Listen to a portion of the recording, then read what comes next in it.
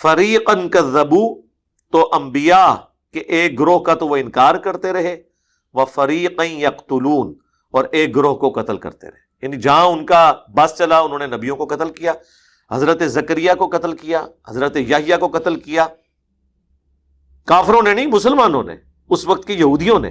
لا حول ولا قوت الا باللہ۔ یہ مرزا جیلمی کی گفتگو ہے قرآن کلاس نمبر 98 میں، تقریباً 11 منٹ کے بعد۔ مرزا واضح لفظوں میں کہہ رہے ہیں کہ زکریا علیہ السلام کو، یحییٰ علیہ السلام کو کافروں نے قتل نہیں کیا تھا، مسلمانوں نے قتل کیا تھا، یعنی اس وقت کے یہودیوں نے قتل کیا تھا۔ جہلمی فرقے سے ہمارا سوال ہے، یہ کس آیت میں لکھا ہے، کس حدیث میں لکھا ہے یہ عقیدہ کہ وہ لوگ مسلمان تھے جنہوں نے زکریا علیہ السلام کو اور یحییٰ علیہ السلام کو قتل کیا تھا، جبکہ قرآن کا اسلوب بھی بتاتا ہے کہ وہ کافر تھے۔ عقلی طور پر بھی دیکھا جائے تو یہی بات معلوم ہوتی ہے کہ وہ کافر تھے، یہ تو بالکل واضح بات ہے۔ قرآن کا اسلوب ہے فریقاً کذبوا وفریقاً یقتلون، ایک فریق کو انہوں نے جھٹلایا اور ایک فریق کو قتل ہی کر دیا۔ تو جھٹلانا پہلا قدم ہے اور قتل کرنا اگلا قدم ہے۔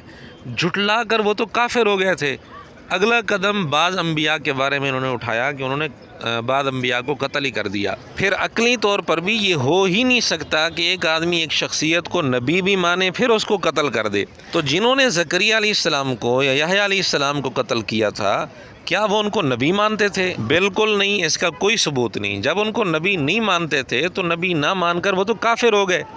تو قتل جب کر رہے تھے وہ کفر کی حالت میں کر رہے تھے، کافروں نے قتل کیا تھا، مسلمانوں نے قتل نہیں کیا تھا۔ لیکن چھوٹا مرزا چونکہ عقل سے بھی پیدل ہے، اس لیے بے تکی باتیں کرتا رہتا ہے۔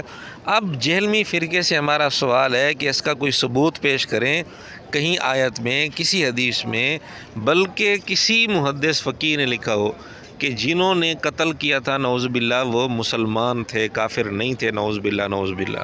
اور یہ بھی ہمارا سوال ہے کہ یہ جو کہہ رہا ہے کہ اس وقت جو یہودی تھے وہ مسلمان تھے، کافر نہیں تھے، تو کیا زکریا علیہ السلام اور یحییٰ علیہ السلام کی تکذیب کر کے وہ کافر نہیں ہو گئے تھے؟